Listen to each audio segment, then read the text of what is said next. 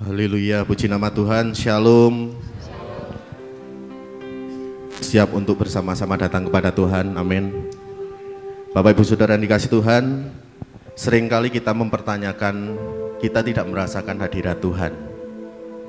Tapi satu berkat yang saya pernah dapatkan adalah kita bisa merasakan hadirat Tuhan ketika kita lepas pribadi.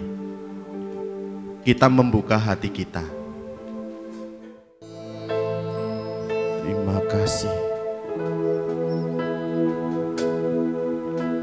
Ku hampiri tahta kudus-Mu, ku kan curahkan segala doaku.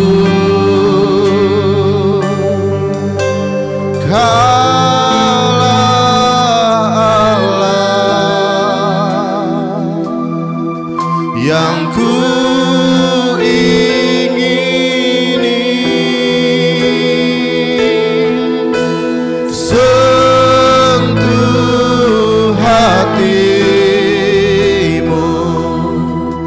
dengan sembahku. Kau ku sembah Allah kudus, ku rindu mendekatimu. Alirkanlah kuasa-Mu yang membawa kehidupan.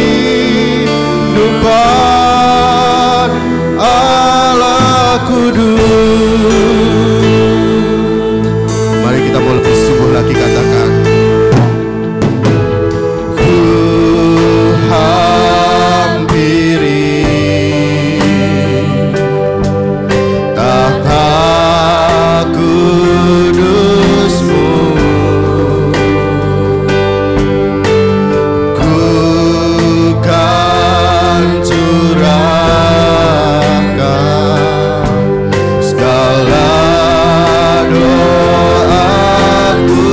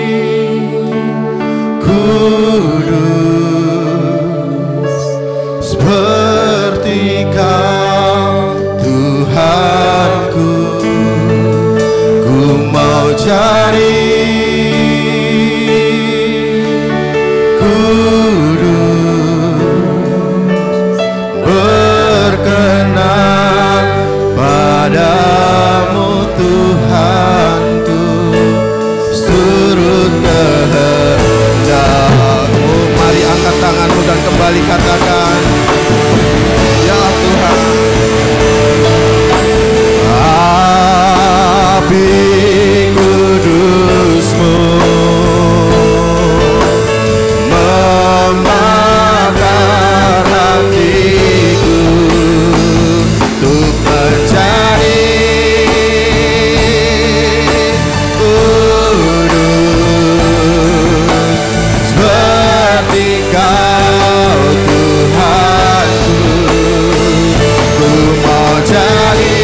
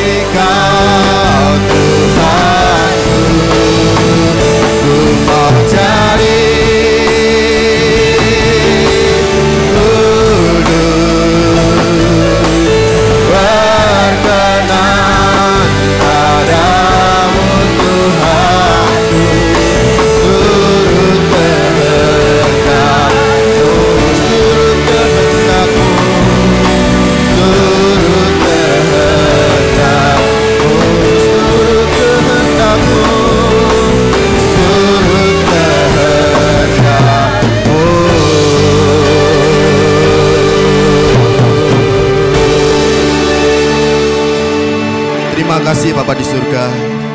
Biarlah saat pagi hari ini kami boleh bersama-sama menaikkan setiap pujian dan sorak-sorai kami untuk kemuliaan nama Tuhan. Mari buka hati kami untuk kami boleh merasakan lawatan Tuhan terjadi dalam setiap pribadi lepas pribadi setiap kami ya Bapa. Terima kasih, kami serahkan semua dalam nama Tuhan Yesus Juru Selamat kami. Haleluya, amin. Silakan duduk Bapak Ibu Saudara dikasih Tuhan. Seberapa banyak di antara kita yang percaya bahwa Tuhan kita adalah Tuhan yang besar? Bisa angkat tangan. Kita percaya kita punya Tuhan yang besar, amin. Tuhan kita adalah Tuhan yang dahsyat, amin. Mari kita angkat pujian yang berkata, Tuhan Raja Maha Besar. Haleluya.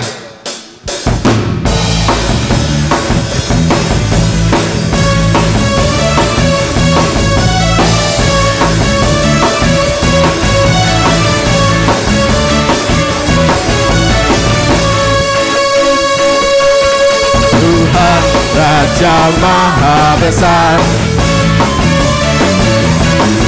mari datang menyembah Dia.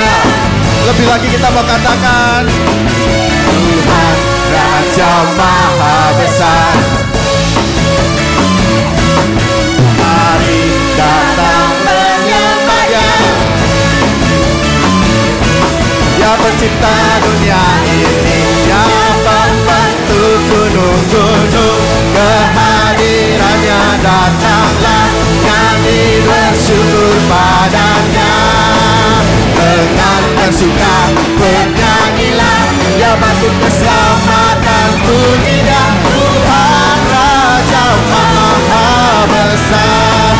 Kita mau kembali lagi katakan Tuhan Raja Maha Besar. Saya mengundang untuk setiap kita bisa bangkit berdiri. Raja Maha Besar, mari datang menyembah Dia. Tuhan Raja Maha Besar, mari datang menyembah Dia. Ya pencipta dunia ini, ya pembentuk gunung-gunung, kehadirannya datanglah, nyanyi bersyukur padanya. Dengan bersuka bernyanyilah, ya patut keselamatan pujilah Tuhan Raja Maha Besar. Dengan bersuka bernyanyilah, ya patut keselamatan pujilah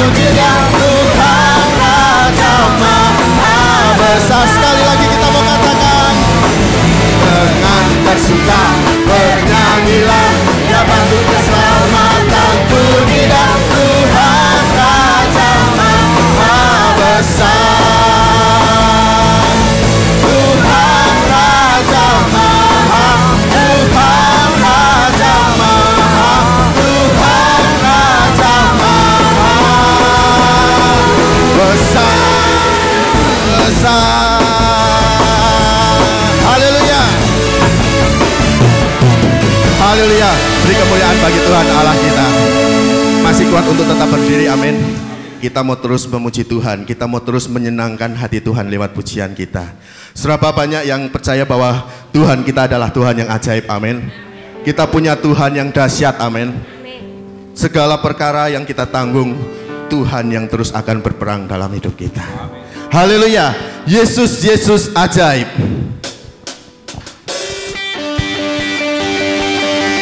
Mari Bapak Ibu Saudara yang kasih Tuhan, saat ini, waktu ini, saya mengajak untuk setiap kita mengekspresikan yang terbaik untuk Tuhan. Haleluya.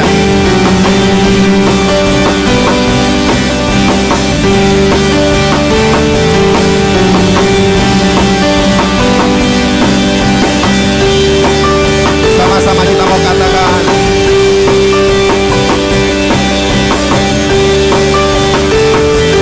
Engkau mati bagi dunia, Engkau bangkit kalahkan maut, Engkau naik ke surga, ke surga, Kau bertata di surga. Bersama-sama katakan, Yesus, Yesus ajaib, Yesus, Yesus ajaib, tak terbatas kuasa-Mu, Kau di atas segalanya. Yesus, Yesus ajaib, Yesus, Yesus ajaib, kuasa-Mu dikalahkan, Kau di atas segalanya. Yesus, haleluya.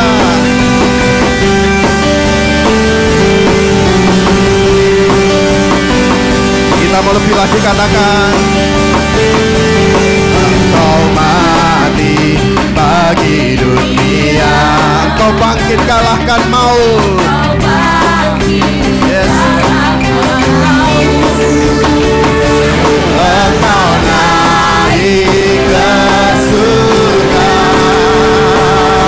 Kau bertata di surga. Bersama-sama Yesus, Yesus ajaib, Yesus, Yesus ajaib, tak terbatas kuasa-Mu, Kau di atas segalanya. Yesus, Yesus ajaib, Yesus, Yesus ajaib, kuasa-Mu dikalahkan, Kau di atas segalanya. Yesus, Yesus ajaib, Yesus, Yesus ajaib, tak terbatas kuasa-Mu, Kau di atas segalanya. Yesus, Yesus ajaib, Yesus, Yesus ajaib, kuasa-Mu dikalahkan, Kau di atas segalanya. Yesus, Tuhan kita adalah Tuhan yang ajaib, amin. Tuhan kita adalah Tuhan yang besar, amin. Haleluya.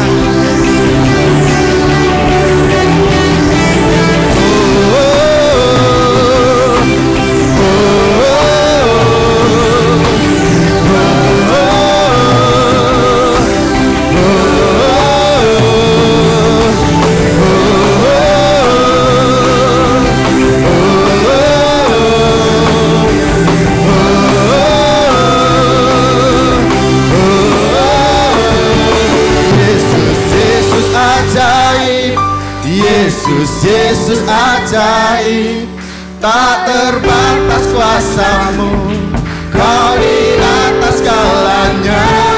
Yesus, Yesus ajaib, Yesus, Yesus ajaib, kuasa-Mu dikalahkan, Kau di atas segalanya.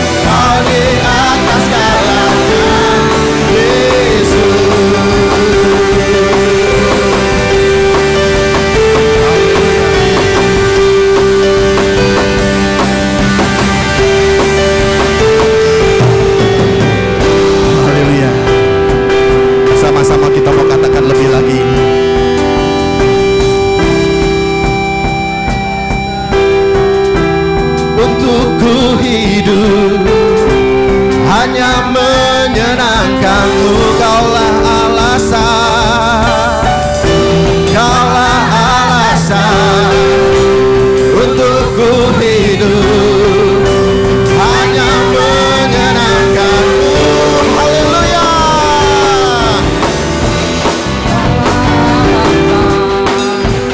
Untuk ku hidup, hanya menyenangkanmu, kaulah alasan, kaulah alasan untuk ku hidup, hanya menyenangkanmu.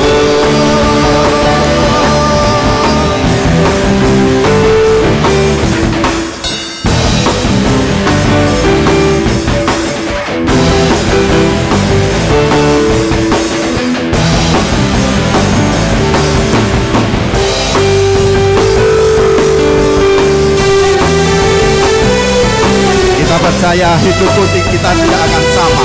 Ketika kita datang kepada Tuhan, hidup kita tidak akan pernah sama. Satu-satunya sumber dari segalanya, Kau kebenaran yang selalu ku pegang, Engkau keyakinanku bersinar terang, Yesus Tuhanku yang berkuasa atasku, hidupku takkan sama. Ku tahu anugerah-Mu bagiku, hidupku takkan sama. Yesus Tuhanku, Yesus Tuhanku yang berkuasa atasku, hidupku takkan sama. Ku tahu sungguh anugerah-Mu bagiku, hidupku takkan sama. Haleluya, haleluya. Haleluya, haleluya. Silakan duduk Bapak Ibu Saudara yang kasih Tuhan.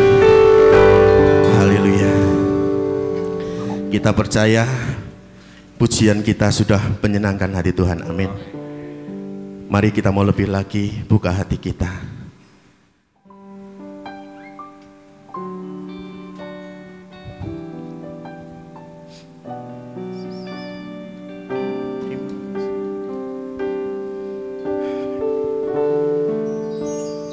Ku mau selalu Selalu bersyukur, Kau Tuhan yang setia, yang selalu menopangku. Selalu bersyukur, selalu bersyukur, Kau Bapa-Ku yang setia.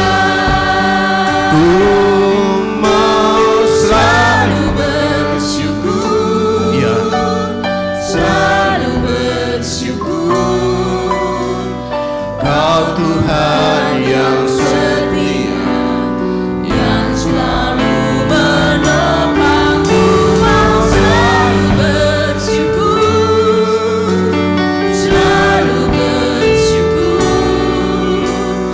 Kau Bapa-Ku yang setia. Kita mau bersama-sama katakan, dengan apa ku membalas kasih.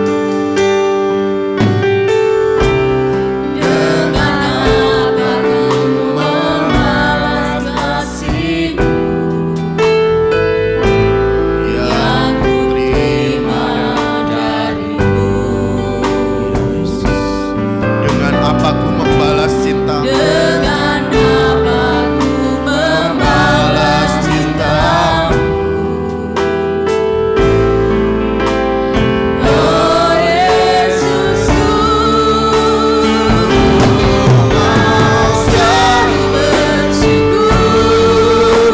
Mari saya undang untuk setiap kita bisa bangkit berdiri.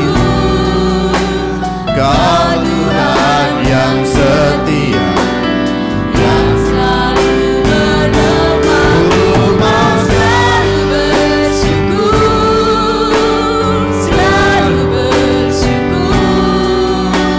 Kau Bapa-Ku yang setia, mau selalu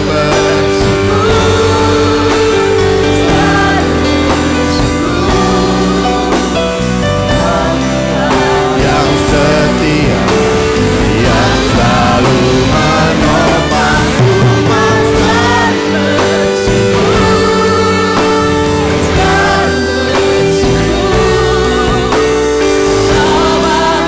Ku yang setia. Mari kita mau lebih lagi katakan, dengan apa ku membalas kasih, dengan apa ku membalas kasih-Mu yang ku terima dari-Mu. Dengan Apa ku membalas cinta, oh Yesusku, ku mau selalu bersyukur. Waktu selanjutnya saya serahkan kepada hamba-Nya.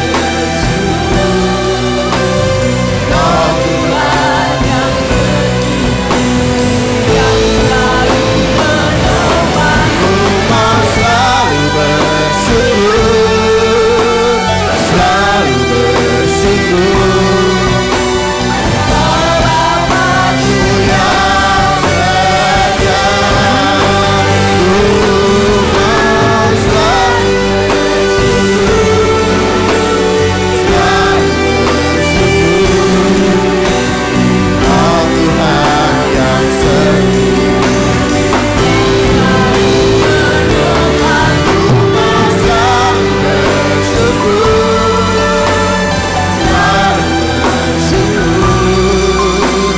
Bapa-Ku yang setia, ku mau selalu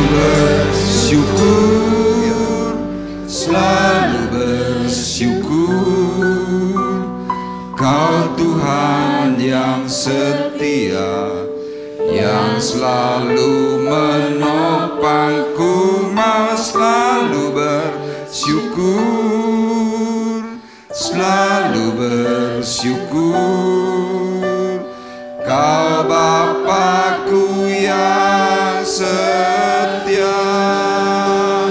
ku mau selalu bersyukur,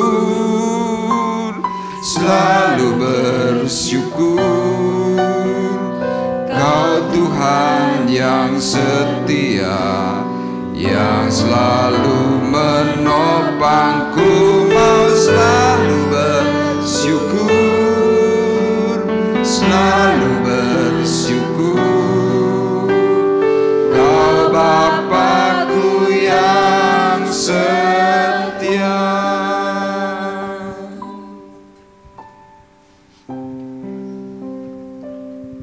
Kami mau belajar dari pengajaran Tuhan. Untuk kami selalu berterima kasih, untuk selalu bersyukur dalam segala keadaan. Karena itulah yang diinginkan oleh Tuhan. Pagi hari ini Tuhan, kami sudah menaikkan syukur kami kepada Tuhan melalui pujian penyembahan, dan kami percaya pujian penyembahan yang kami lakukan sudah menjadi dupa yang harum di hadapan Tuhan. Dan sekarang kami mau duduk diam mendengar sabda firman-Mu, dan kami mohon Tuhan, berbicaralah secara khusus di dalam hati kami, sehingga kami boleh semakin kuat, kami boleh semakin mengerti bahwa Tuhan tidak pernah meninggalkan kami. Penyertaan Tuhan itu adalah penyertaan yang ajaib, yang selalu ada di dalam segala musim hidup kami. Terima kasih. Kami mau mendengar suara firman-Mu Tuhan dengan pertolongan Allah Roh Kudus yang membantu memberi hikmat kepada kami semuanya, dan kami siap menerimanya di dalam nama Tuhan Yesus Kristus. Dan kita semua yang siap diberkati oleh Tuhan bersama-sama berkata amin. Puji Tuhan, dipersilahkan duduk. Shalom. Haleluya. Puji Tuhan. Minggu yang lalu kita sudah bersama-sama belajar tentang doa yang menggoncangkan surga. Ya, belajar dari tokoh bernama Cornelius. Dia saleh, seisi rumahnya takut akan Tuhan, dan dia mau mengambil pelayanan. Sehingga doa-doa yang dipanjatkan oleh Cornelius itu didengar dan dilakukan oleh Tuhan. Nah, hari ini kita akan kembali belajar tentang bagaimana penyertaan Tuhan itu tetap ada dan hidup di dalam kita. Saya memberikan tema pagi hari ini, hidup yang disertai Tuhan. Ya, seperti tadi dari kesaksian Saudara Arif, meskipun mungkin ceritanya tidak terlalu lengkap, tetapi isi daripada apa yang dialami adalah dia sebagai pelayan Tuhan, dia sebagai hamba Tuhan, dia merasa sudah melakukan banyak hal. Tapi kenapa keluarganya, ya secara khusus kedua orang tuanya mengalami sakit yang cukup serius. Ya, kalau dihitung itu mungkin Pak Woto bersama Ibu Harsini sudah sakit yang cukup serius ini hampir 2 tahun.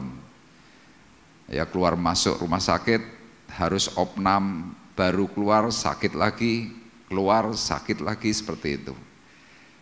Nah, dalam hati atau pikiran saudara kita Arif ini mungkin berpikir, di mana Tuhan? Ya, biarlah perkataan firman Tuhan pagi hari ini bisa memberikan jawaban buat kita semuanya. Kita akan melihat dalam Injil Matius pasal 28 ayat 16 sampai dengan ayat yang ke-20. Ya, kita akan bahas 4 ayat ini, dan kita akan bersama-sama membaca 1 ayat dalam ayat yang ke-20. Hidup yang disertai oleh Tuhan. Mari kita bersama-sama membaca 2, 3. Dan ajarlah mereka melakukan segala sesuatu yang telah kuperintahkan kepadamu, dan ketahuilah aku menyertai kamu senantiasa sampai kepada akhir zaman. Amin. Ya, Bapak Ibu perhatikan, saya beri warna yang khusus. Tuhan berkata, dan ketahuilah aku menyertai kamu senantiasa sampai kepada akhir zaman. Perkataan Tuhan ini disampaikan oleh Tuhan kepada para murid dan juga kepada para pendengar yang hari itu ikut hadir. Ya, secara tafsir yang hadir pada waktu Yesus hampir diangkat ke surga, itu yang melihat itu mungkin jumlahnya ribuan. Nah, tetapi perkataan ayat firman Tuhan ini lebih ditujukan kepada para murid. Kenapa? Karena hari itu para murid mengalami satu kegundahan hati. Ya, seperti tadi, Arif ini mengalami kegundahan hati, mempertanyakan, di mana Tuhan? Nah, Tuhan saat itu ketika hampir terangkat ke surga, dia memberikan pesan yang terakhir. Ayat ini sekali lagi berkata, dan ketahuilah. Kenapa Tuhan berkata dan ketahuilah? Karena ada banyak orang yang memang tidak tahu. Kalau kita belajar atau mereview dari kelahiran Tuhan Yesus, sebelum Tuhan lahir, beratus tahun sebelum Tuhan lahir, sudah ada perkataan, nanti anak yang lahir itu akan diberi nama Immanuel. Apa arti kata Immanuel? Tuhan beserta dengan kita. Dibagi dengan 2 tulisan, Immanu dan El. Imanu itu di dalam, El itu Allah. Jadi artinya apa? Tuhan mau memastikan kepada kita semuanya bahwa sebelum Tuhan lahir, Yesus lahir, Allah Bapa di surga itu sudah terlebih dahulu memperhatikan saya dan saudara. Barang siapa percaya kepada Tuhan, maka yang terjadi Allah beserta dengan kita. dengan saya dan juga saudara. Tapi ketika Tuhan menyampaikan banyak perkataan melalui hamba Tuhan, para nabi, para rasul, ternyata banyak orang tidak menanggap. Makanya lihat, kalau kita belajar dari kitab Perjanjian Lama, orang-orang Israel jelas bangsa pilihan. Mereka melihat tentang kemuliaan, mereka melihat tentang kedahsyatan Tuhan, tapi tetap saja ketika mereka punya persoalan, mereka tanya, di manakah Allahku? Mereka ragu-ragu.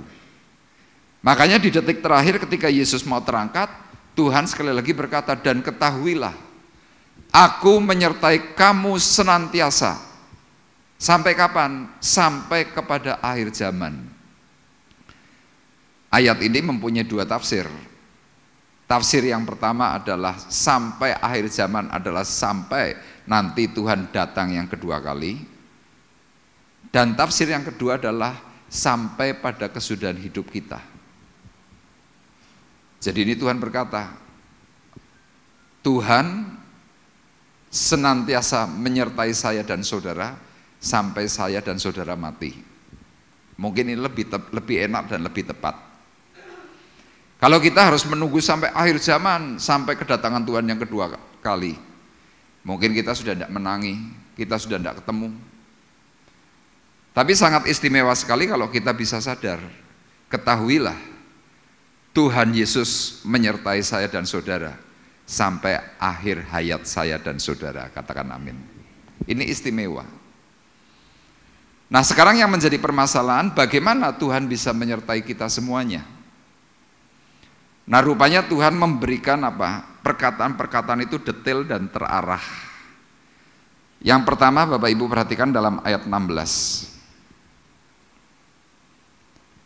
Dan ke-11 murid itu berangkat ke Galilea, ke bukit yang telah ditunjukkan Yesus kepada mereka. Jadi ternyata kunci pertama kalau kita ingin hidup kita ini mau disertai oleh Tuhan, yang pertama kita harus mau tetap fokus kepada arahan yang Tuhan berikan. Yuk kita baca bersama-sama, 2, 3, tetap fokus pada arahannya. Fokus ini bagian paling sulit. Kenapa? Kita tidak akan pernah bisa fokus kalau ada banyak masalah. Pernik-pernik hidup itu banyak.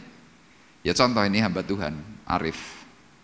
Sudah sekolah Alkitab, sudah pernah mengalami pengalaman pribadi bersama Tuhan, bagaimana dia sakit secara pribadi, mengalami benturan, dicaci maki orang.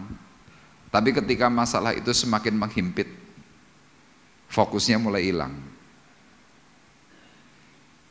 Nah, para murid hari itu juga mengalami problem yang sama. Tuhan kira-kira mau berkata begini, kamu mau nggak tak sertai sampai pada kesudahan hidupmu? Mereka pasti akan jawab, oh aku mau Tuhan. Nah caranya ini, berangkatlah ke Galilea, ke bukit yang telah ditunjukkan Yesus kepada mereka. Jadi waktu kita ini mau fokus kepada apa yang dikatakan oleh Tuhan, kita harus mulai memahami bahwa Tuhan ini punya arah yang jelas. Tapi iblis, setan, dan dunia menjanjikan sesuatu yang beda. Konsep hukum agama pada waktu itu, orang diarahkan bukan ke Galilea, tapi ke Yerusalem.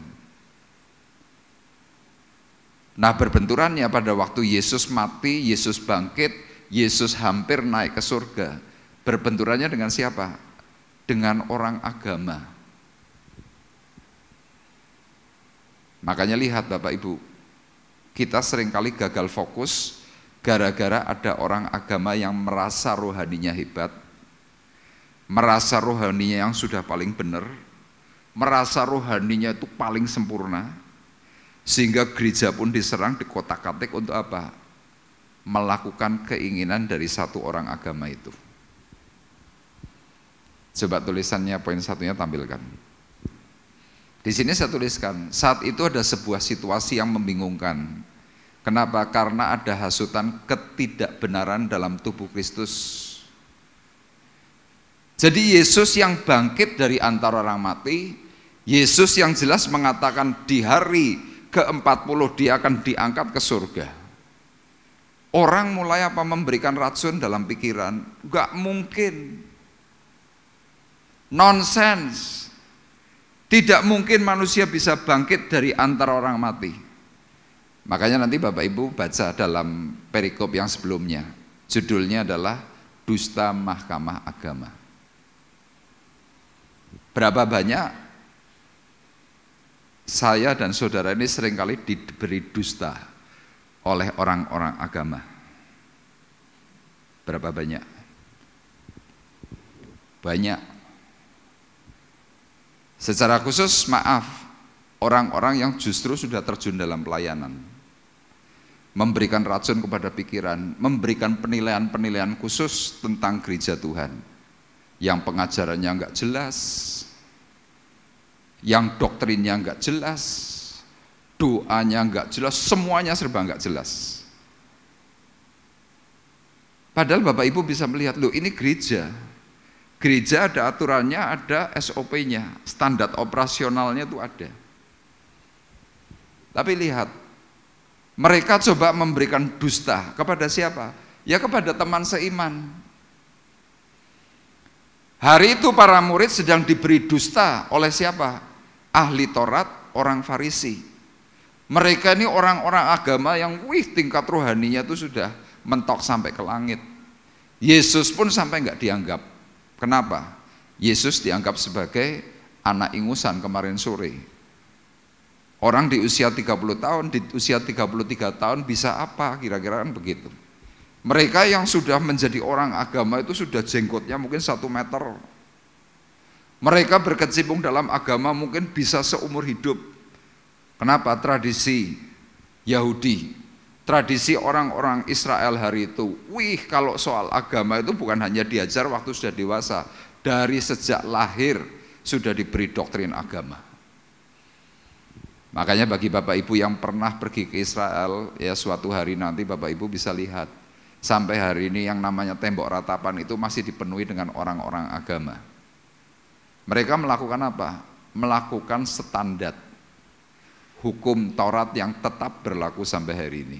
Salah satunya apa? Kalau mereka berdoa, kepalanya itu dibentur-benturkan tembok. Duk, duk, duk. Sambil nyebut siapa? Nyebut nama Elohim. Ketika Yesus memberikan pengajaran kebenaran, mereka tolak.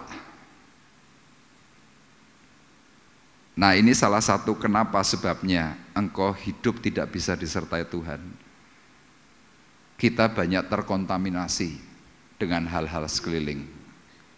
Kontaminasi kita banyak, mungkin pekerjaan, mungkin ekonomi, mungkin uang, dan salah satunya penyesatan dalam tubuh gereja. Jemaat dihasut untuk tidak percaya dengan gereja. Dan fakta ini sekarang semakin terjadi di mana? Di Eropa. Bapak Ibu sekarang kalau mau cari gereja di Jerman, di Belanda itu setengah mati. Kenapa? Mereka melihat realita hidup. Di Jerman hari ini semuanya serba mahal, apalagi dengan adanya krisis global, perang Ukraina-Rusia. Yang namanya gas untuk pemanas rumah itu mahalnya minta ampun. Mereka diberi berita tentang Yesus yang hidup, mereka bilang apa? Bohong. Gak ada itu kebenaran seperti itu. Faktanya kami miskin. Kira-kira begitu. Makanya yang pertama ini penting, seperti apa yang dikatakan firman Tuhan. Dan ke-11 murid itu berangkat ke Galilea, ke bukit yang telah ditunjukkan Yesus kepada mereka. Nah sekarang pertanyaannya, petunjuk Tuhan untuk kita apa? Kita kan banyak diberi petunjuk. Standar petunjuk yang kita harus mau pegang salah satunya apa? 10 perintah Allah, itu standar. Kalau yang lain-lainnya itu pernik-pernik tambahan, supaya apa? Kita tahu detailnya. Makanya Paulus pernah berkata dalam surat Roma, kegenapan daripada hukum Taurat adalah kasih. Jadi kalau saudara berpegang kepada 10 aturan perintah Allah, hanya bisa dijawab dengan satu kata, kasih. Sudah, itu selesai. Jadi petunjuk Tuhan tentang hidup kita apa? Ya kasih, sudah. Di dalam kasih itu merujuk kepada hukum pertama. Jangan ada padamu Allah lain di hadapanku. Itu standar. Sama kalau saudara cinta kepada istrimu, cinta kepada suamimu, cinta kepada keluargamu, kasih itu pasti tidak selingkuh. Amin. Itu standar. Sama. Kalau kita cinta dan kasih kepada Tuhan, Tuhan berkata, jangan ada padamu Allah lain. Ya sudah, kita tidak ada yang lain. Dan Bapak Ibu perlu saya beri pengertian, kalau kita bisa cinta kepada Tuhan di atas segala-galanya, harusnya hukum kedua sampai hukum ke-10 itu sudah hilang. Kenapa? Orang cinta itu bisa mengutamakan berbagai hal, itu cinta. Tapi puji Tuhan, Allah kita ini Allah yang bijaksana, Allah yang amat sangat baik. Tuhan tahu kita tidak mungkin bisa cinta kepada Tuhan sesuatu yang tidak kelihatan itu secara full, tidak mungkin. Makanya Tuhan beri peraturan kedua, hukum kedua. Apa itu? Jangan membuat patung, jangan sujud menyembah kepadanya. Itu tuh opsi kedua. Diberi sesuatu hal yang lebih gampang untuk mencerna. Ternyata masih ada juga banyak orang yang menyembah sesuatu yang bukan Tuhan. Tuhan beri peraturan ketiga. Apa itu? Jangan menyebut nama Tuhan Allahmu dengan sia-sia. Masih nggak bisa lagi Tuhan beri perintah yang keempat. Apa itu? Kuduskanlah hari Sabat. Ini seperti ini kuduskan hari Sabat. Karena apa? Di dalam hari Sabat itu harinya Tuhan. Firman Tuhan berkata, aku memberkati hari Sabat. Jadi kalau Bapak Ibu datang di hari Sabat, saya berani pastikan hidupmu pasti diberkati Tuhan. Tapi kalau kadang-kadang kita berpikir, podo wae, salah. Yang namanya ada aturan itu pasti ada penjelasannya. Tapi lihat manusia ini punya apa? Jiwa, punya pikiran, punya perasaan, punya kehendak. Kita bisa berpikir kemudian dikotak-atik. Nah, di dalam hukum yang keempat ini, dalam aturan zaman Musa dulu, kalau Anda tidak ibadah, kalau Anda tidak sabat di hadapan Tuhan hari itu, Anda mati. Sekarang kan kita nggak mati. Tapi coba dicek, tubuhmu nggak mati, rohanimu mulai mati. Makanya orang-orang yang mulai berpikir dengan pikirannya yang memainkan hari Sabat, mereka berpikirnya apa? Podo wae. Tapi coba nanti Bapak Ibu baca dalam kitab Maleaki. Firman Tuhan berkatanya jelas, Tuhan membedakan orang yang beribadah dan yang tidak beribadah. Maleaki itu kitab terakhir.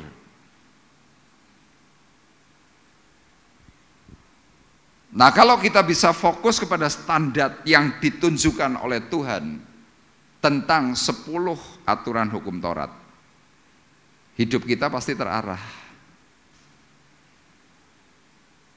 Sama hari ini zamannya GPS. Beberapa minggu yang lalu saya ke Bogor. Bogor zaman hari ini beda dengan Bogor 30 tahun yang lalu, beda. Sekarang rungsep, semrawut, macet di mana-mana. Dan bisa lancar, puji Tuhan. Bagaimana? Lihat GPS. Di situ ada tanda-tanda, oh yang macet di sini. Oh yang di sini merah full, oh yang di sini agak kuning, yang sebelah sini oranye. Kalau kita memakai standar kita sendiri, tak lewat jalan sini, yang harusnya bisa ditempuh 10 menit, bisa 1,5 jam. Tapi dengan adanya GPS 10 menit nyampe, plek. Oh di depan ternyata yang diarahkan ada kemacetan, belok kiri, lancar. Sampai dalam waktu yang amat sangat cepat. Tapi coba Bapak Ibu cari jalan sendiri. Anda bisa macet di tengah jalan. Jadi ternyata kunci dari segala sesuatu kita bisa mengalami yang namanya penyertaan Tuhan. Kuncinya jelas, kita harus mau fokus kepada apa yang Tuhan arahkan.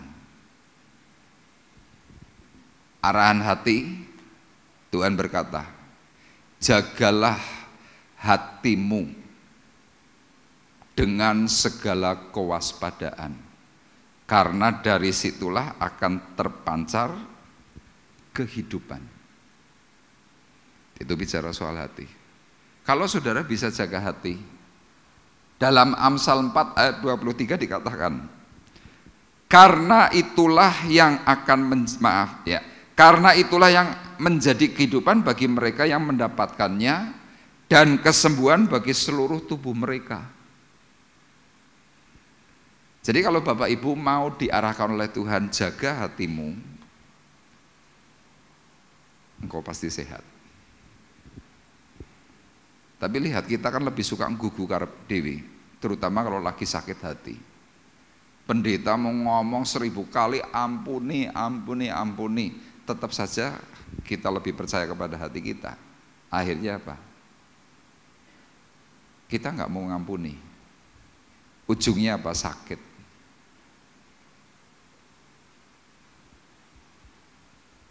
Dan secara fakta hari itu, para murid yang mau hidup dalam petunjuknya Tuhan, hidup mereka sampai matinya itu masuk dalam kemuliaan. Itu. Sama saudara dan saya bisa mengalami penyertaan Tuhan. Kuncinya simpel. Ayo, hari ini Tuhan sedang ngomong apa sama dirimu? Tuhan sedang tunjukkan jalan. Makanya Injil Yohanes berkatanya apa? Akulah jalan, kebenaran dan hidup. Tanpa melalui aku tidak seorang pun bisa sampai kepada Bapa. Tapi kan kita lebih suka cari jalan sendiri. Tuhan hari ini berkata, fokus kepada apa yang diarahkannya. Itu yang pertama. Kemudian hal yang kedua, tolong dibacakan ayat 17 dan ayat 18, Matius 28. Begini firman Tuhan, ketika melihat dia mereka menyembahnya, tetapi beberapa orang ragu-ragu. Yesus mendekati mereka dan berkata, kepadaku telah diberikan segala kuasa di sorga dan di bumi. Iya. Hal yang kedua dari ayat 17 dan 18 saya mengambil sebuah kesimpulan. Kalau hidup kita ingin disertai Tuhan sampai akhir, yang kedua, kita harus mulai memiliki sikap hati yang benar. Jangan mudah terpengaruh. Ya ada istilah ngomong itu enggak bayar. Tapi coba kalau diberi peraturan, mulai hari ini yang mau ngomong bayar. Saya ini yang ngomong banyak, bayarnya paling larang. Kalau Bapak Ibu, misalkan mau ngomong sesuatu yang salah, mikir harus bayar, mesti langsung mandek. Enggak lah, daripada saya harus bayar. Tapi karena kita ngomong tuh bebas, yang ngomong seenaknya sendiri. Nah, para murid hari itu mendengar kabar-kabar yang enggak enak tentang dusta mahkamah agama.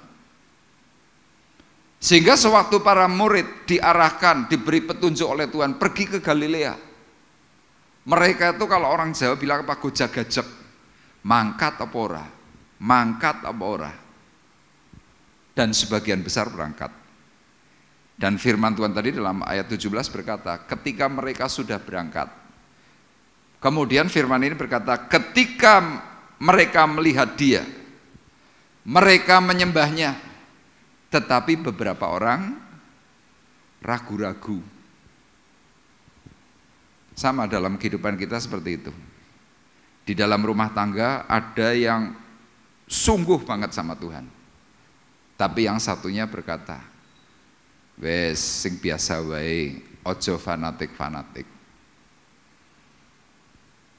Yang sungguh-sungguh melakukan hidup, ekspresinya hanya untuk Tuhan. Yang satunya santai.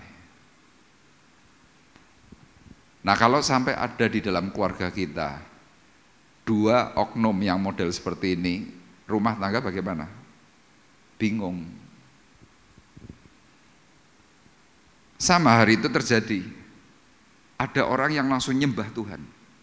Tuhan disembah. Kenapa? Mereka takjub. Wih, ternyata benar. Tapi sebagian orang karena dengar kabar dari Mahkamah Agama tentang kebohongan tubuh Kristus, mereka ragu-ragu, perlu nyembah enggak ya? Perlu nyembah enggak ya? Nah, bagi mereka yang ragu-ragu, Tuhan langsung melihat. Makanya ayat 18 langsung berkata, Yesus mendekati mereka dan berkata, saya mencoba memahami bagaimana Tuhan hari itu berbicara. Dalam bayangan saya begini, ketika para murid yang sungguh-sungguh itu langsung nyembah, tetapi ada yang tidak sungguh-sungguh mulai toleh, Tuhan menghampiri yang toleh itu. Waktu dihampiri, Tuhan langsung ngomong dengan lembut. Ini kalau saya ekspresikan tidak memakai bahasa yang di dalam Alkitab. Tuhan kira-kira cuma mau ngomong begini loh. Tak beritahu ya, aku ini yang punya surga dan bumi plus segala isinya. Aku ini pemilik. Kamu kok masih ragu sama aku? Kira-kira gitu. Dalam bahasanya Matius, Tuhan berkata, kepadaku telah diberikan segala kuasa di surga dan di bumi. Coba Bapak Ibu bayangkan, kalau Tuhan sampai ngomong seperti itu kepada orang yang ragu-ragu. Yang ragu-ragu malu enggak? Pasti malu. Kenapa? Pembuktiannya sudah itu Yesus itu terangkat. Kita kadang sebagai orang-orang yang masih suka nonton film, termasuk saya nih, saya termasuk penggemarnya Superman, saya termasuk penggemarnya Marvel. Cuma film tuh loh, kalau saya melihat adegan Superman terbangnya nggak langsung model begini, dengan hanya begini langsung tiba-tiba tubuhnya terangkat, wih ketoknya ganteng men ya, wawake gede ngono, ketok berkarisma. Jubahnya merah klebet, naiknya pelan-pelan. Cuma film aja saya takjub. Bapak Ibu bisa bayangkan kalau peristiwa itu terjadi di depan mata saudara, Tuhan tiba-tiba terangkat sambil mengatakan Shalom, diberkatilah Anda semuanya. Apa enggak kelepek-kelepek? Makanya bagi kita yang hari ini masih meragukan tentang kedahsyatan Tuhan, yang masih ragu-ragu Tuhan itu ada atau tidak ada, coba baca ayat tadi. Yuk kita baca bersama-sama ayat 18. 2, 3. Yesus mendekati mereka dan berkata, kepadaku telah diberikan segala kuasa di surga dan di bumi. Ini loh, Tuhan yang memberikan pernyataan langsung. Kenapa hidup kita harus ragu-ragu? Kenapa kita masih bingung? Kenapa kita harus takut? Kenapa kita harus cemas? Kenapa ketika Tuhan memberikan petunjuk melalui gerejanya kita tidak mau taat? Kenapa? Karena jiwa kita lebih kuat daripada roh yang ada di dalam kita. Coba saudara balik, rohmu itu kuat, maka jiwamu itu pasti langsung tunduk. Jadi persoalannya kenapa di dalam gereja sulit sekali orang tunduk? Karena jiwamu lebih kuat. Tapi coba kalau rohmu yang lebih kuat, engkau diberi aturan yang mungkin itu sulit, saudara akan tetap berkata, ya saya mau. Kenapa saya berani berkata begitu? Dulu saya modelnya juga gitu. Maaf, Pak Bekti itu kalau menjuluki saya zaman yang dulu, sampai nyebutnya apa? Raja ngeyel. Coba bayangkan, saudara dicap raja ngeyel. Tapi dengan berbagai masalah, problem tentang kesehatan dan lain sebagainya, di situ saya diberi arahan oleh Tuhan. Ki lho sing ngeyel-ngeyel bakal kaya apa? Kira-kira begitu. Di situ saya belajar untuk apa? Menundukkan diri. Makanya kata tunduk itu memakai kata apa? Hupomone. Artinya apa? Taat di dalam tekanan. Saudara ditekan kudu manut. Waduh, itu susah. Jadi kuncinya sebenarnya apa sih yang harus ditundukkan? Ya jiwa kita ini. Makanya Petrus berkata dalam 1 Petrus 1 ayat 9. Sekarang kamu telah mencapai tujuan imanmu, yaitu keselamatan jiwamu. Kenapa bukan keselamatan roh? Kenapa bukan keselamatan tubuh? Kenapa Petrus berkatanya tentang keselamatan jiwa? Ya karena ini jiwa kita ini loh yang paling sulit diatur. Ya contohnya para murid dan beberapa orang yang saat itu mulai ragu-ragu. Alkitab tidak menyebut siapa yang ragu-ragu, tidak menyebut. Tapi lihat, Tuhan kita yang ada di surga ketika melihat kita yang sedang ragu-ragu, Tuhan langsung tahu.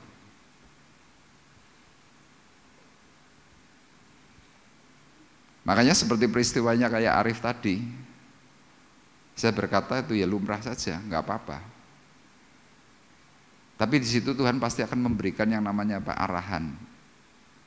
Pengalaman-pengalaman khusus, pengalaman pribadi.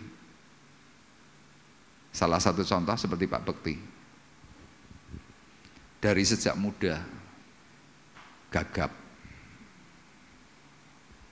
Ketika dia mengalami panggilan Tuhan, dia harus mahbluding. Hampir mati beberapa kali. Sudah terjun dalam pelayanan, persoalan banyaknya minta ampun. Yang tragis, istrinya kena bom.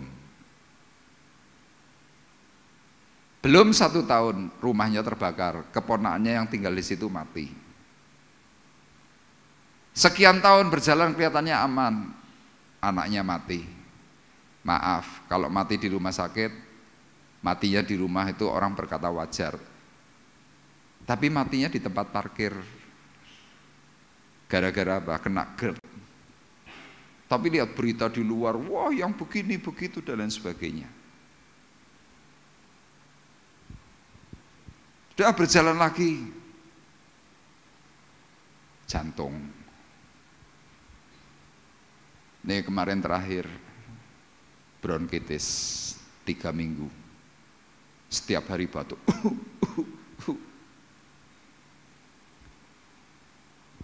Tapi yang luar biasa dari Pak Bekti apa? Dia tidak pernah bertanya, Tuhan kenapa? Enggak pernah tanya.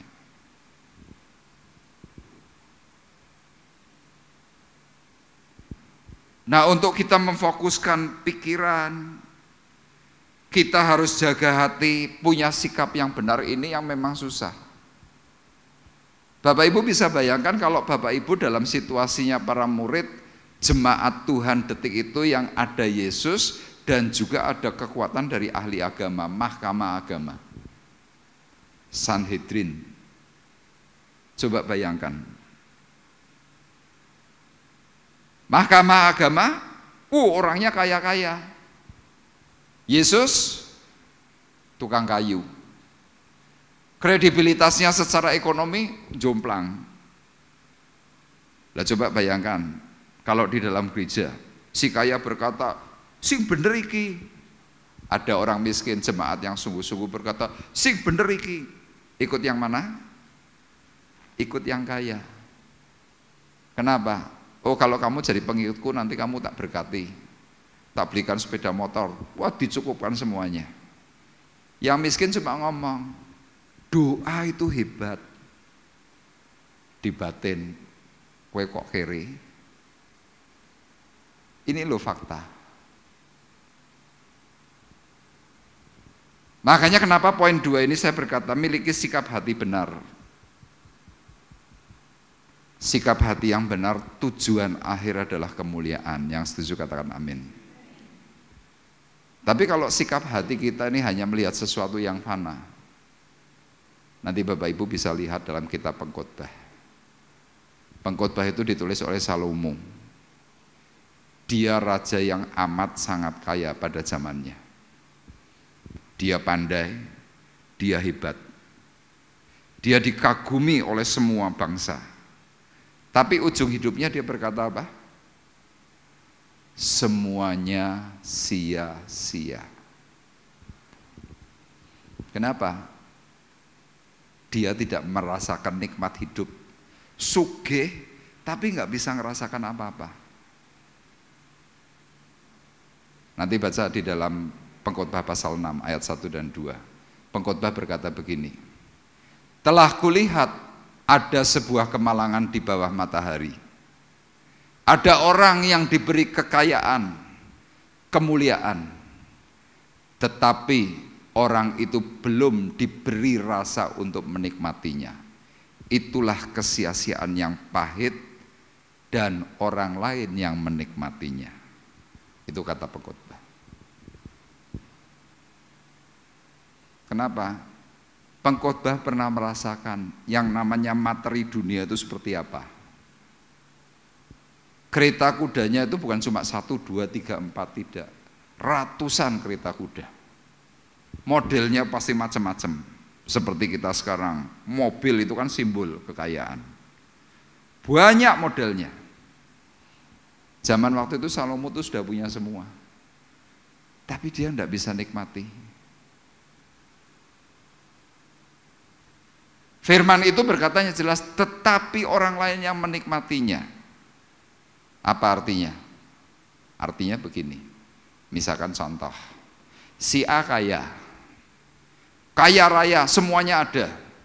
Rumah banyak, mobil banyak, duitnya mungkin miliaran, mungkin triliunan, banyak. Yang punya ini enggak nikmati. Tapi nanti tetangganya ngomong begini, wah enak ya, jadi orang kaya, mobilnya banyak, rumahnya banyak, bisa makan di mana-mana. Besok tetangga yang lain ngomong lagi, wah enak ya.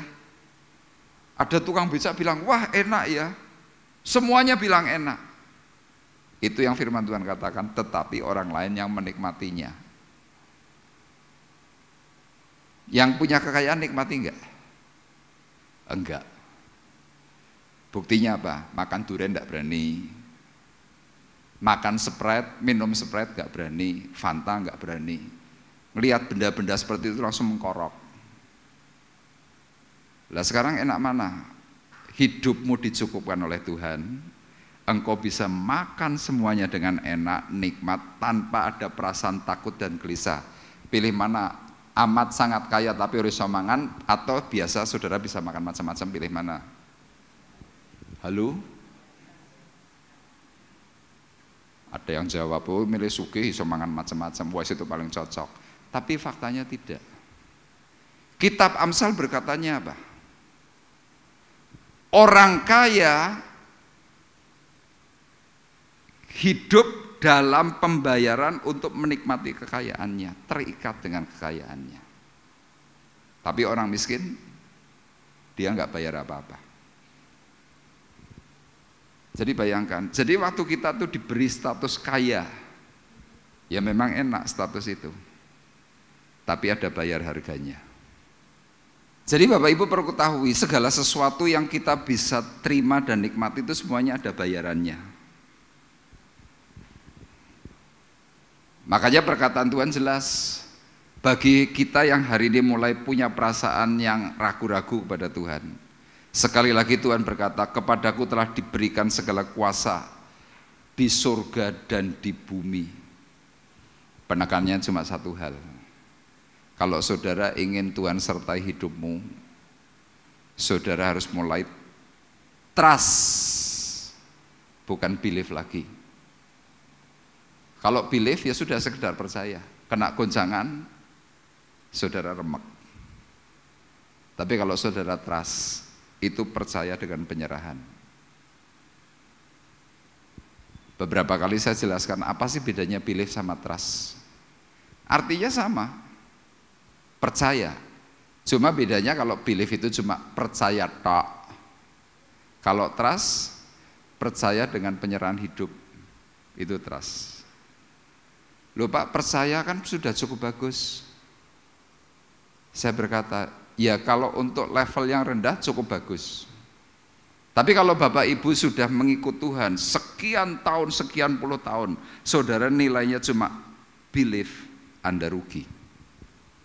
Kenapa? Tingkat beliefmu itu tidak lebih hebat daripada setan.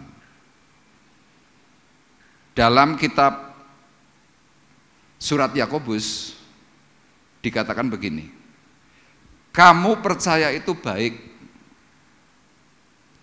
tapi setan-setan pun juga percaya dan mereka gemetar. Saya tanya kepada Bapak Ibu, Bapak Ibu kalau dengar nama Tuhan derdek enggak? Misalnya saya ngomong Tuhan gitu misalkan, saudara derdek enggak? Kan enggak, cuma biasa aja, tenang-tenang aja. Tapi setan kalau dengar nama Tuhan atau Yesus, mereka langsung gini. Pertanyaan saya, kalau begitu tingkat percayamu dengan setan hebat mana? Halo? Setan dengar nama Yesus itu kan dredeg. Bapak Ibu dengar nama Yesus, enggak dredeg biasa. Saya ulang pertanyaannya, tingkat percayamu dengan setan hebat mana? Hebat setan dong. Wong dia dengar Yesus gitu. Saudara dengar Yesus malah gini. Apa Yesus?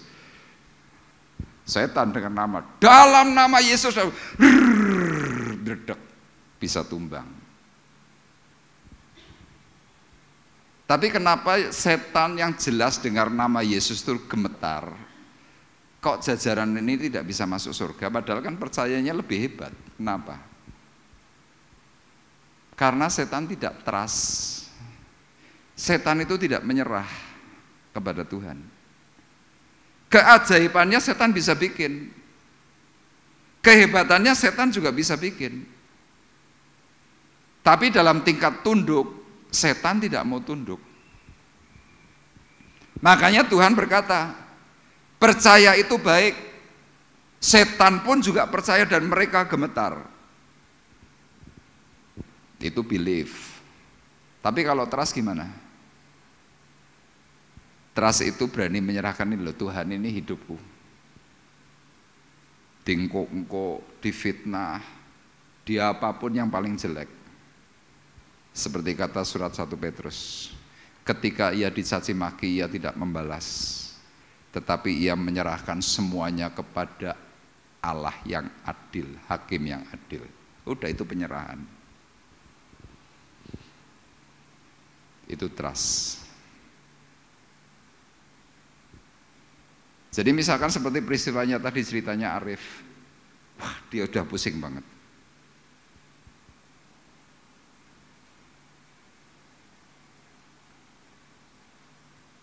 Kalau dia bisa trust kepada Tuhan, dia pasti akan berkata, Tuhan, hidup matiku, hidup mati keluargaku, Tuhan yang atur. Nah kalau mati gimana? Saya mau sampaikan, maaf, Pak Woto mesti lebih surga.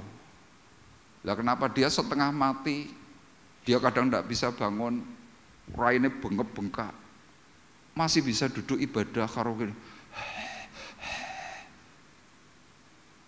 Loh, nilai itu di hadapan Tuhan itu kan luar biasa. Loro tesi gelem lunga gereja. Ada orang sehat tidak mau ke gereja, tapi yo percaya. Maaf ya Pak, bukan dongake mati, bukan. Tapi saya mau sampaikan, Tuhan akan hargai apa yang kau lakukan dan kemuliaan itu pasti disediakan. Kalau orang nggak trust gimana? Loro mau lunga gereja, enak turu. Sakit lebih baik ngantang-ngantang neng omah, padha wae kok. Tapi coba dengan sakit tetap dipaksakan duduk. Saya sering perhatikan kalau di atas mimbar semuanya kelihatan.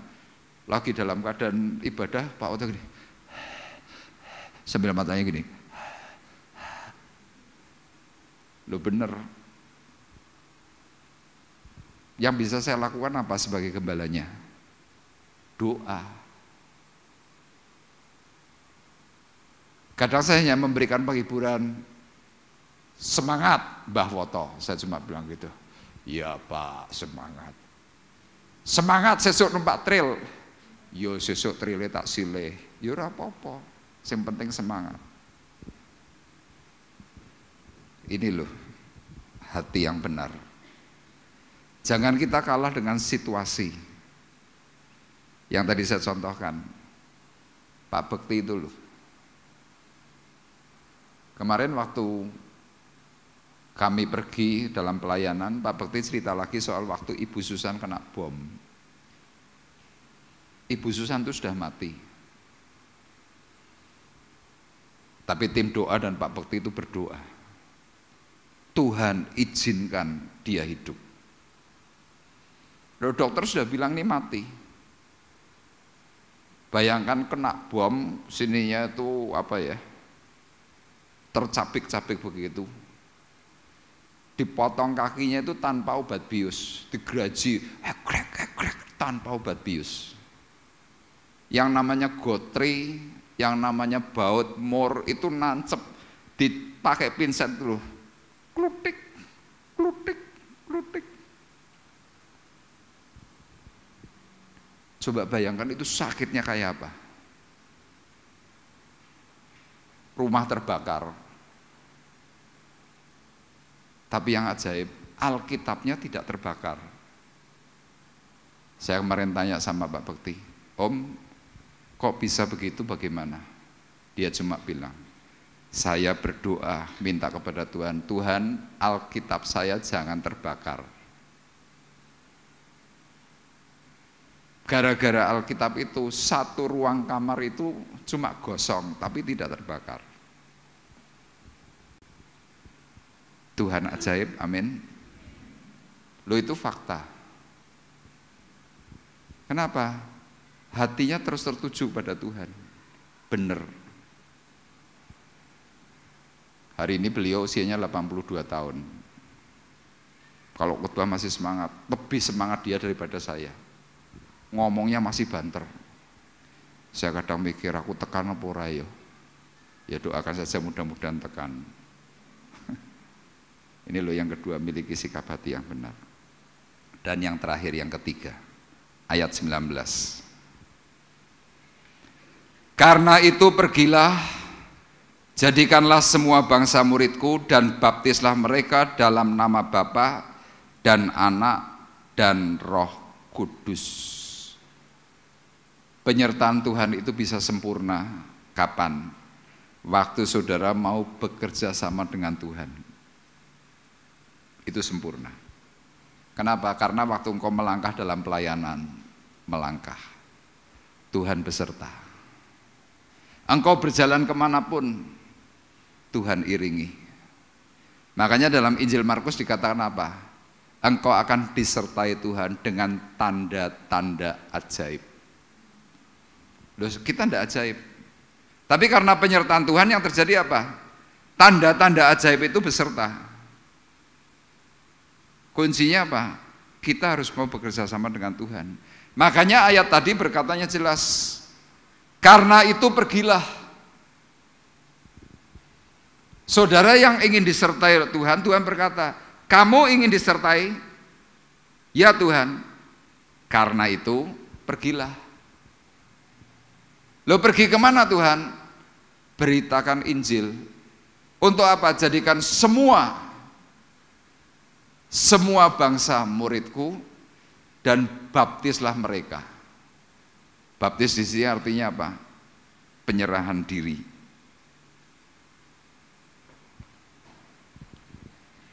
Jadi kalau saudara sudah mulai punya niat di dalam hatimu, timbul dalam hatimu, engkau mau memberitakan Yesus Kristus Tuhan adalah Raja dan keselamatan satu-satunya.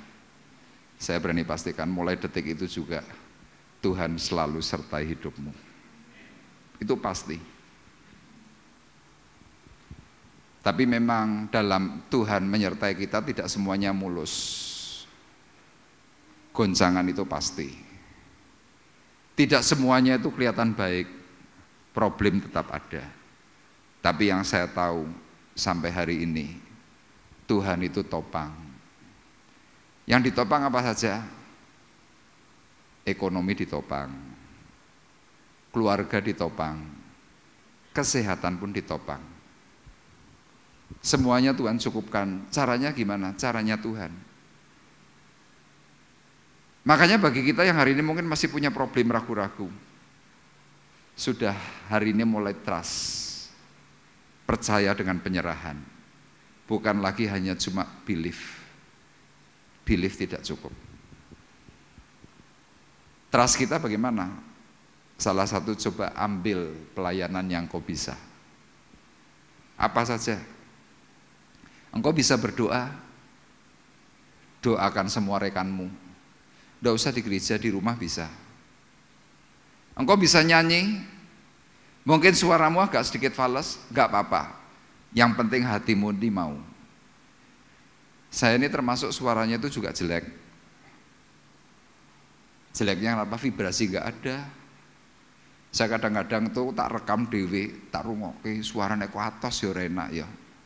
Loh, ini jujur, tapi saya punya hati cinta kepada Tuhan. Termasuk saya ini bukan orang yang pinter khotbah, tapi saya bisa baca Alkitab. Saya sampaikan kepada sidang jemaat, saya doa, Tuhan, aku nggak ngerti ini maksudnya apa. Melalui doa Tuhan beri penjelasan. Anda yang punya uang, Anda bisa berbagi. Anda punya kepandaian, apapun kepandaianmu, engkau bisa salurkan.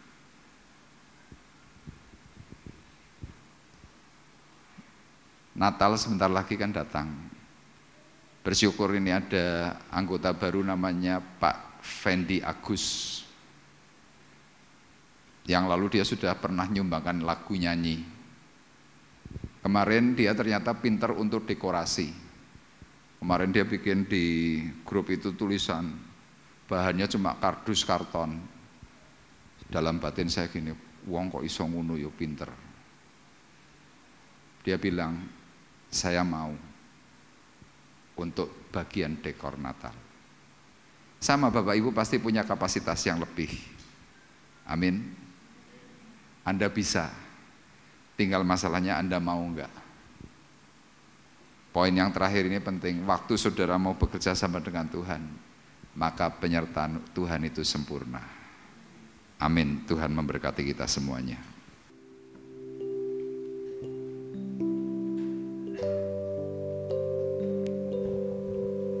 Engkau ada bersamaku di setiap musim hidupku. Tak pernah kau biarkan ku sendiri.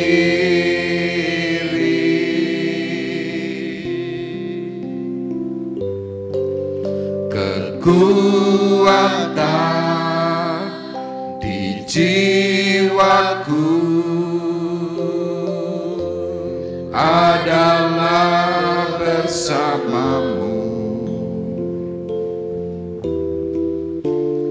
Tak pernah ku ragukan kasih-Mu.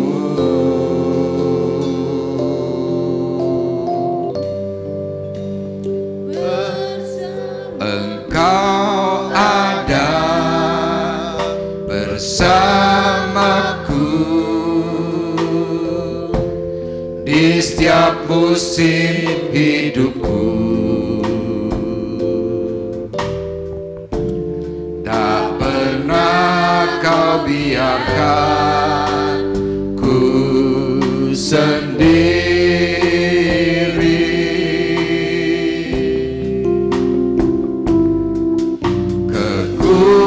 Kekuatan di jiwaku adalah bersamaku. Tak pernah ku ragukan kasih-Mu. Bersamamu Bapa, bersamamu Bapa, ku lewati semua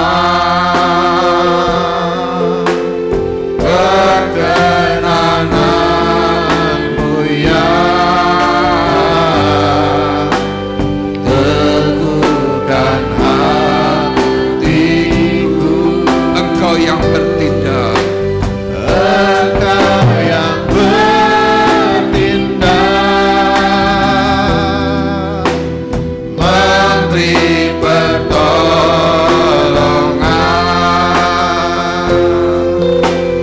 anugerah-Mu besar berlimpah bagiku. Bersamamu Bapa, Bersamamu Bapa, ku lewati semua, perkenananmu ya teguhkan hatiku. Engkau yang bertindak, memberi pertolongan, memberi pertolongan, anugerah-Mu besar. anugerah-Mu besar berlimpah bagiku.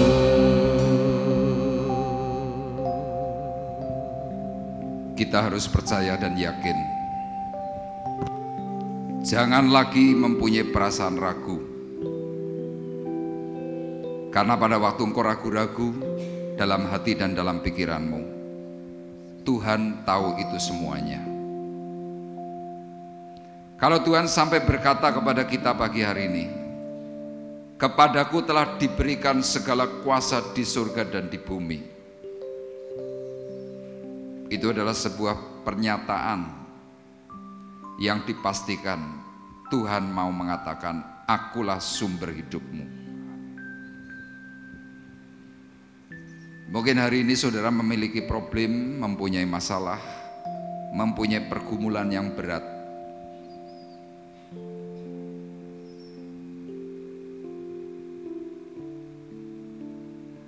Mari pagi hari ini minta kepada Tuhan.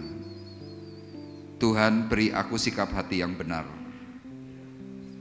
Aku tidak lagi berfokus kepada materi, tidak lagi berfokus kepada harta, tidak lagi berfokus kepada keuangan, tetapi aku mau berfokus kepada kemuliaan Tuhan. Karena waktu kau berfokus kepada kemuliaan Tuhan, janji Tuhan yang dipastikan tentang menyertai diberikan pada hari ini. Kepadaku telah diberikan segala kuasa di surga dan di bumi. Mari engkau yang perlu dan ingin kekuatan baru, engkau boleh mengangkat hatimu, angkat tanganmu di hadapan Tuhan. Tidak usah malu, pandang kemuliaannya. Yakini bahwa Tuhan hari ini ada untuk hidupmu.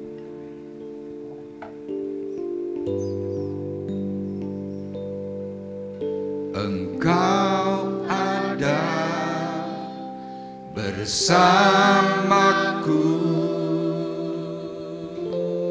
di setiap musim hidupku. Tak pernah kau biarkan ku sendiri.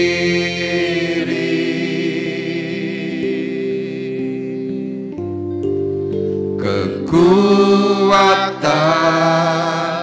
di jiwaku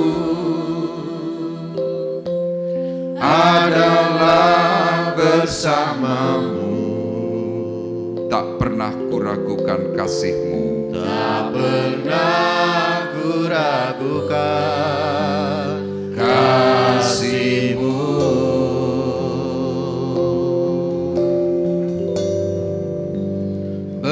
Bersamamu Bapa. Mari dengan iman percayamu, yakini bahwa bersama Tuhan engkau mampu melewati semua. Bahkan perkenanan Tuhan yang mampu teguhkan hatimu,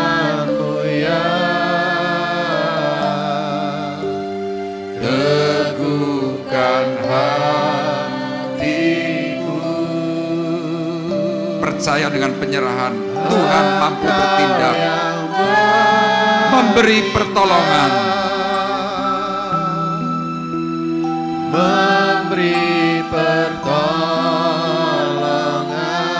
anugerah-Mu besar, anugerah-Mu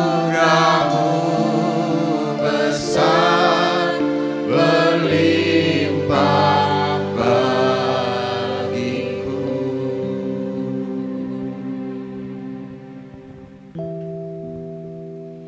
Mari sekali lagi, engkau yang perlu kekuatan ilahi, angkat hatimu, angkat tanganmu. Izinkan Tuhan pagi hari ini melihat apa yang sedang kau rindukan. Engkau jangan malu kata Tuhan. Izinkan Tuhan menyentuh hatimu. Izinkan Tuhan menyentuh hidupmu, supaya engkau diberi kekuatan pemulihan. Dan kau yang sudah berdiri, maukah engkau berdiri tempatmu masing-masing? Kau yang sudah mengangkat tangan, berdiri tempatmu masing-masing. Jangan malu. Mari bersamamu Bapa. Mungkin kau yang perlu pemulihan, kesembuhan. Haleluya. Tuhan, kau berkati. Berkati. Tuhan tolong, diberkati. Diberkati. Diberi anugerah kekuatan baru. Mengalir Roh Kudus. Mengalir Roh Kudus. Diperbarui dalam iman percayamu.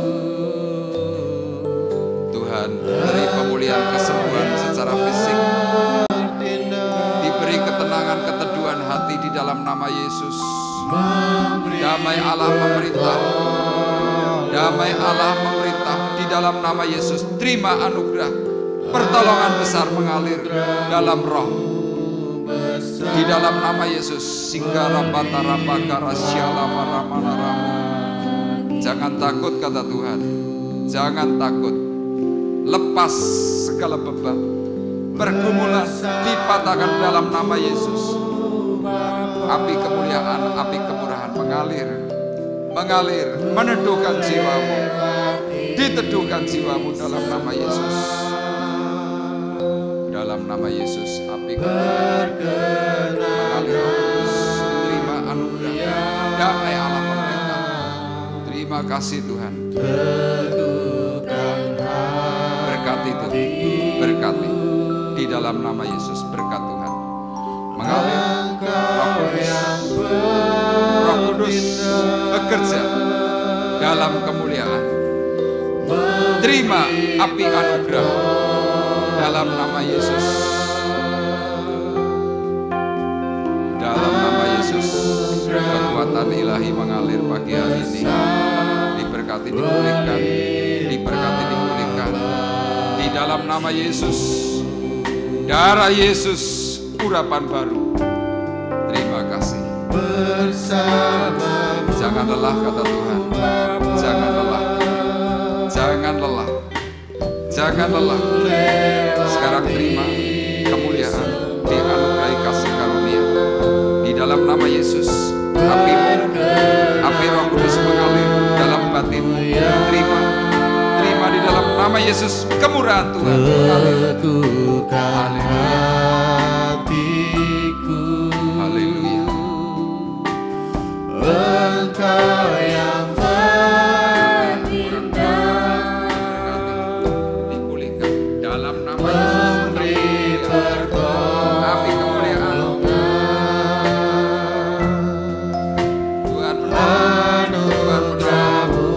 Tuhan menolong, Tuhan menolong, Tuhan menolong, menolong di dalam nama Yesus. Syara para syara.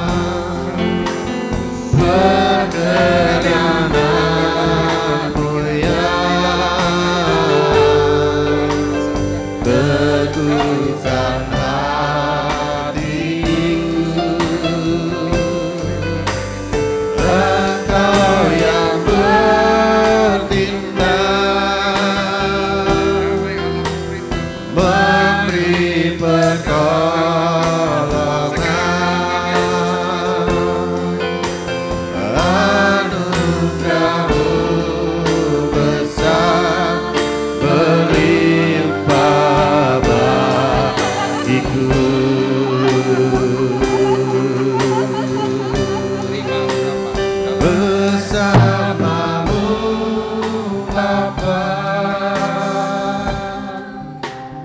ku lewati semua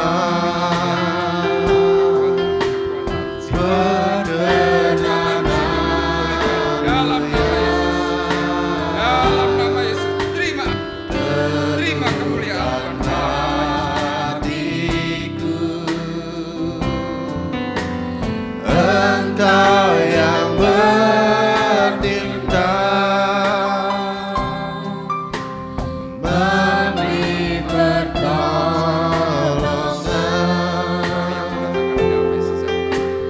anugerah-Mu besar berlimpah bagiku. damai di dalam nama Yesus. Bersamamu Bapa, ku lewati semua Anugerah pagi hari ini dikhususkan dalam nama Yesus. teguhkan hatiku. Engkau yang bertindak, memberi pertolongan, anugerah-Mu besar berlimpah bagiku. Dalam nama Yesus. Terima kasih. Bersamamu Bapa, Haleluya. ku lewati semua perkenanan-Mu ya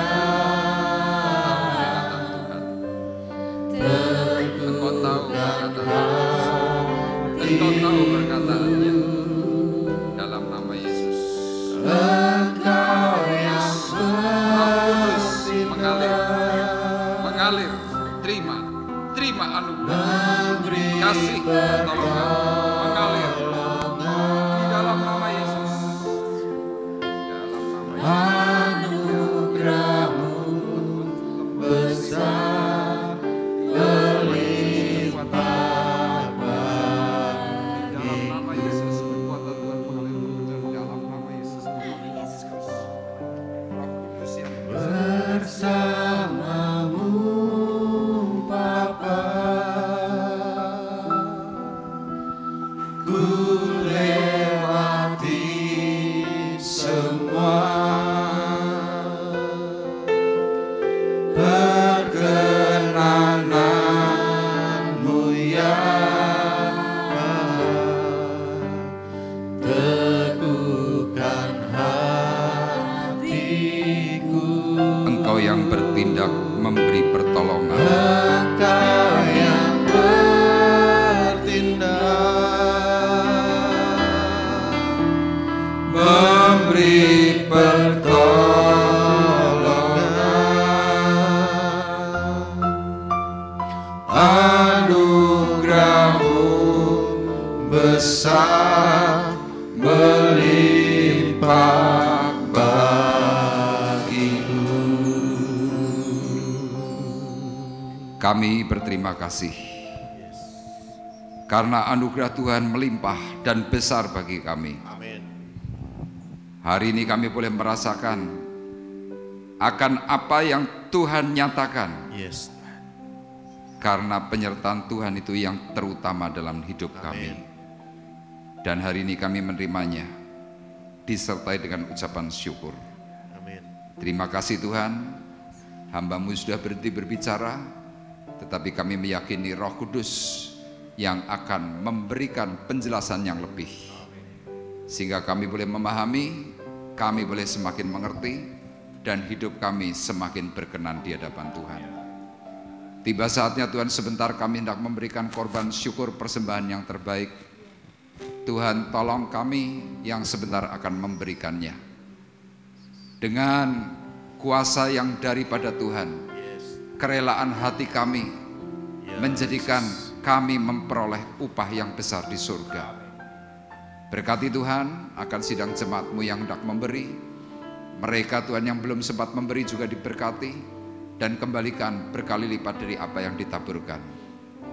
Kami sambut Tuhan berkat-Mu, dan kami memberkati untuk segala sesuatu hal yang Tuhan sudah nyatakan untuk diri kami. Kami bersyukur dan berkati juga untuk hamba-hamba-Mu yang sebentar akan menjalankannya. Di dalam nama Tuhan Yesus Kristus kami sudah berdoa, mengucapkan syukur. Haleluya. Amin. Puji Tuhan, dipersilahkan untuk petugas kolektan bisa menjalankan kantong persembahan. Bapak Ibu, tadi yang saya mau sampaikan itu ada tertulis dalam kitab Amsal pasal 13 ayatnya yang ke-8. Ya, perkataan firman Tuhan itu berkata demikian.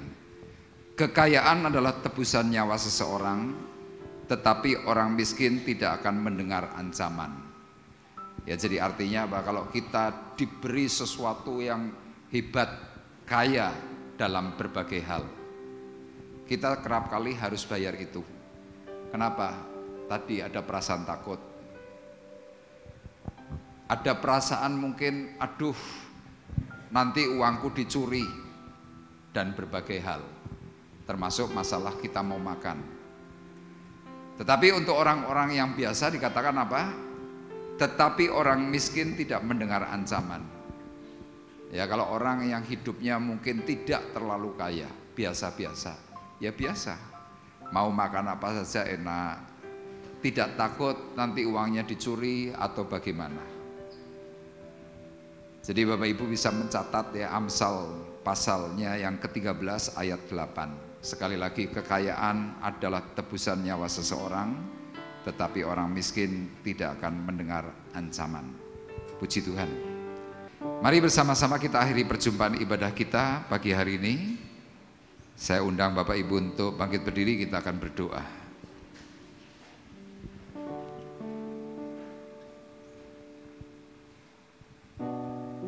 Kami bersyukur kepada Tuhan karena Tuhan baik.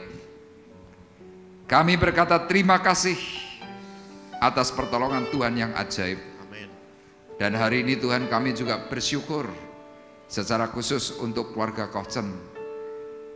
Mereka diberkati Tuhan, ditolong oleh Tuhan, dan hari ini memperoleh cucu. Dan ini adalah anugerah kasih. Biarlah mereka berdua Tuhan, Kochen bersama Cikuat, boleh semakin menjadi pribadi yang bijak. Amin. Menjadi pribadi yang mengutamakan Tuhan. Amin. Bahkan mereka boleh menjadi berkat bagi kehidupan anak, menantu, dan cucu. Tuhan tolong akan keluarga ini. Berkati juga Tuhan akan cucu yang lahir. Beri kekuatan, kesehatan, bahkan roh takut kepada Tuhan, sehingga anak ini boleh bertumbuh menjadi satu pribadi yang dikenal oleh Tuhan dan mewartakan kebenaran Tuhan. Kami percaya Tuhan, anugerah-Mu besar, pertolongan-Mu limpah. Berkati kedua orang tuanya, sehingga mereka pun Tuhan boleh menjadi satu pribadi teladan bagi kehidupan anaknya. Terima kasih Bapa di surga, dan pagi hari ini kami juga berdoa untuk anak-anak kami Tuhan, untuk Dr. Chris yang ada di Semarang, Tuhan, untuk Sharon yang berulang tahun yang juga ada di Semarang. Tuhan tolong mereka berdua di dalam nama Yesus. Di hari ulang tahun Engkau berkati dengan kekuatan kesehatan, hikmat pengertian yang daripada Tuhan. Bahkan dalam setiap usaha pekerjaan yang ditekuni, digeluti, Tuhan beserta dengan mereka. Terima kasih, keluarga mereka masing-masing juga diberkati oleh Tuhan. Dan hari ini kami juga berdoa Tuhan untuk Pak Wondo di masa lanjut usia, kiranya berkat kasih karunia Tuhan juga melimpah bekerja. Hamba-Mu berdoa Tuhan supaya kesehatan, kekuatan ditambahkan. Amin. Sehingga Pak Wondo boleh semakin melekat erat kepada Tuhan yang hidup. Amin. Dan membawa kehidupan istri bersama anak-anak mengenal kasih karunia Tuhan yang ajaib. Terima kasih, dan hamba-Mu berdoa untuk Pak Woto, Ibu Harsi, Ibu Ati, Tuhan Pak Rinus, Tuhan untuk sidang jemaat-Mu yang mengalami sakit, Ibu Partiah, ditolong dan dipulihkan oleh Tuhan. Mereka kembali mengalami pembaruan kekuatan kesehatan, sehingga mereka boleh setiap hari senantiasa memuji mempermuliakan nama Tuhan. Kami berdoa Tuhan untuk anak-anak kami yang sekolah di dalam kota maupun yang di luar kota, bahkan mereka yang sedang mencari pekerjaan, Tuhan juga tolong. Kami berdoa Tuhan untuk anak yatim, para janda dan fakir miskin, Tuhan berkati mereka. Dan secara khusus Tuhan kami memberkati bangsa negara Indonesia menjelang Pilpres. Kami berdoa supaya Engkau beri keamanan, beri damai sejahtera sukacita, sehingga bangsa negara Indonesia ini Tuhan dalam kemakmuran, mereka ditopang, ditolong oleh Tuhan, mereka boleh mengenal kasih Tuhan yang ajaib.